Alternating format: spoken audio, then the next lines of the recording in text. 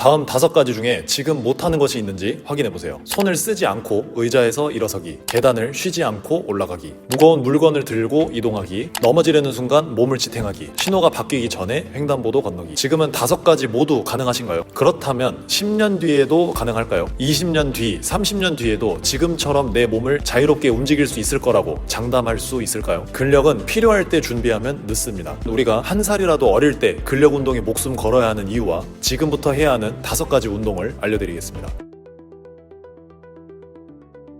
앞에서 말씀드린 5가지는 제가 의미로 골라서 말씀드린 것이 아닙니다. 실제 근감소증 위험을 확인할 때 근육량이 아니라 실제 근력을 측정한다고 합니다. 무거운 물건을 들 수 있는지, 혼자 걸을 수 있는지, 의자에서 일어날 수 있는지, 계단을 올라갈 수 있는지, 최근에 넘어진 적은 없는지를 확인합니다. 그리고 보행 속도나 균형처럼 실제로 내 몸을 얼마나 잘 움직일 수 있는지도 평가합니다. 다시 말해서 인바디의 근육량이 몇 킬로그램이 찍히는지 중요한 것이 아닙니다. 내가 내 몸을 일으킬 수 있는지, 걷고 뛰고 계단을 오르고 무거운 물건을 들고 내가 내 몸을 얼만큼 자유롭게 움직일 수 있는지가 중요한 포인트입니다. 많은 사람이 근감소증을 노인에게만 생기는 문제라고 생각하기 쉽습니다. 그래서 나는 아직 젊으니까 괜찮아, 나중에 나이 들면 그때 가서 운동하지 라고 생각할 수도 있습니다. 그런데 근감소증은 어느 날 갑자기 시작되는 문제가 아닙니다. 어릴 때 어느 정도의 근력과 운동 능력을 만들었는지, 그리고 운동은 얼마나 꾸준히 해왔는지가 누적된 결과입니다. 사람마다 노화가 시작되는 출발점이 다릅니다. 계속해서 꾸준히 운동을 해온 사람과 오랫동안 앉아서 생활하면서 근육을 거의 사용하지 않은 사람은 같은 나이라고 하더라도 버틸 수 있는 여유가 다를 수밖에 없습니다. 한 살이라도 어릴 때 운동해야 되는 이유는 단순히 근육 때문이 아닙니다. 꾸준히 운동하면서 내 몸의 움직임에 대한 데이터를 쌓고 운동 습관을 만드는 것입니다. 나이 들어서 처음 시작하는 사람보다 젊을 때부터 꾸준히 이어온 사람이 유리한 이유가 바로 여기에 있습니다.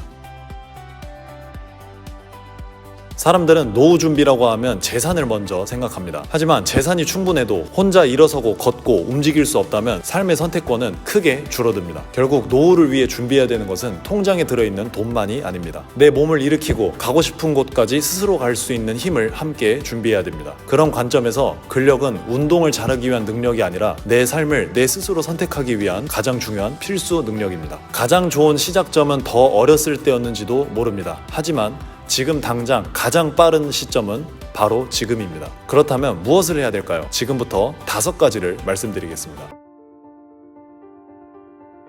첫 번째는 스쿼트입니다. 허벅지와 엉덩이는 우리 몸에서 큰 비중을 차지하는 근육입니다. 나이가 들수록 하체 근육, 특히 허벅지 근육이 눈에 띄게 줄어들고 감소할 수가 있습니다. 두 다리로 직립보행을 해야 하는 사람에게 허벅지와 엉덩이의 근력이 떨어지면 내 몸을 지탱하는 능력도 함께 떨어지게 됩니다. 스쿼트는 단순히 다리를 굵게 만드는 운동이 아니라 나이가 들어서도 내 몸을 자유롭게 움직일 수 있는 힘을 지키는 운동입니다. 스쿼트라고 해서 처음부터 바벨을 메고 깊게 앉을 필요는 없습니다. 운동을 처음 시작한다면 의자에 앉았다가 일어서는 동작부터 시작해도 됩니다. 그 다음에 맨몸 스쿼트로 넘어가고 그 다음에는 덤벨이나 캐틀벨 등 가벼운 중량을 통해서 운동을 해주면 훨씬 효과적입니다. 두 번째는 팔굽혀펴기, 푸시업입니다. 우리는 일상에서 생각보다 자주 무언가를 밀어냅니다. 무거운 문을 열고 바닥에서 상체를 일으키고 넘어졌을 때 손으로 바닥을 밀어내며 몸을 바로 세웁니다. 처음에는 벽을 밀면서 시작하고 그 이후에는 책상이나 벤치처럼 높은 곳에 손을 올려놓고 난이도를 조절할 수 있고요. 힘이 붙을수록 무릎을 짚고 하거나 바닥에 손을 짚고 팔굽혀펴기를 하면 됩니다. 지금 한 개도 못하는 것은 문제가 아닙니다. 진짜 문제는 지금 하지 못한다는 이유로 아예 시작하지 않는 것입니다. 세 번째는 턱걸이, 풀업입니다. 정확하게는 턱걸이를 반드시 하라가 아니라 당기는 힘을 기른다 라는 생각으로 접근하면 좋겠습니다. 당기는 동작을 위해서는 등과 팔의 힘 그리고 악력이 필요합니다. 그래서 턱걸이가 가능하다면 운동에 큰 도움이 되겠지만 매달리기부터 시작하는 것도 훌륭합니다. 그리고 밴드나 의자를 통해서 난이도를 조절하면 아주 좋겠습니다. 네 번째는 러닝입니다. 근력 운동과 러닝은 서로 대신해야 하는 관계가 아니라 함께 해야 하는 관계입니다. 체중이 많이 나가거나 무릎과 발목에 통증이 있거나 오랫동안 운동을 하지 않았다면 걷기부터 시작해보면 좋겠습니다. 처음에는 10분부터 시작해보시고 익숙해지면 걷는 시간을 늘리고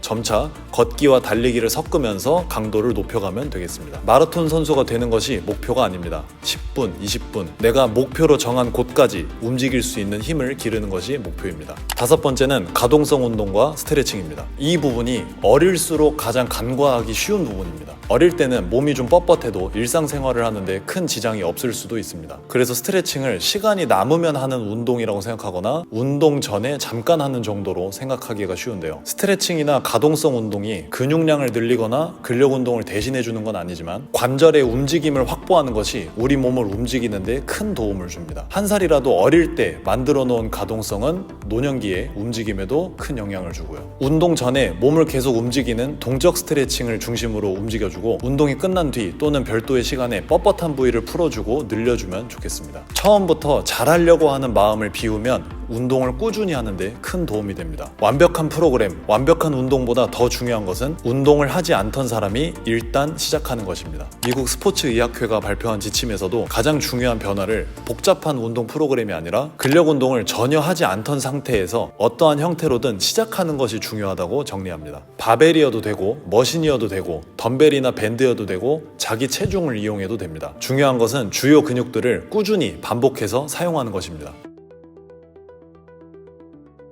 우리가 점점 나이가 들면서 지켜야 하는 것은 돈과 재산뿐만이 아닙니다. 스스로 일어서고 계단을 오르고 물건을 들고 원하는 곳까지 자유롭게 이동할 수 있는 능력입니다. 이 능력은 근력이 필요해질 때 갑자기 만들 수 없습니다. 젊을 때부터 얼마나 꾸준히 몸을 사용해왔고 꾸준히 운동을 해왔는지가 누적된 결과입니다. 무엇보다 중요한 원칙은 잘하려고 하기보다 그냥 시작하시고 많이 하려고 하지 말고 자주 하려고 노력하길 바랍니다. 그리고 집에 있으면서 계속 미루지 마시고 운동하는 사람들이 있고 운동 기구가 있고 운동을 할 수밖에 없는 곳으로 가는 것을 추천드립니다. 헬스장도 좋고 체육관도 좋고 운동 수업에 참여하는 것도 좋겠습니다. 한 살이라도 어릴 때 근력 운동에 목숨을 걸라는 말은 매일 죽을 만큼 운동하라는 뜻이 아닙니다. 지금부터 꾸준히 움직이는 습관을 만들라는 뜻입니다. 노후에 가장 필요한 근력은 그때 준비하는 것이 아닙니다. 한 살이라도 어릴 때 바로 지금부터 준비하는 겁니다.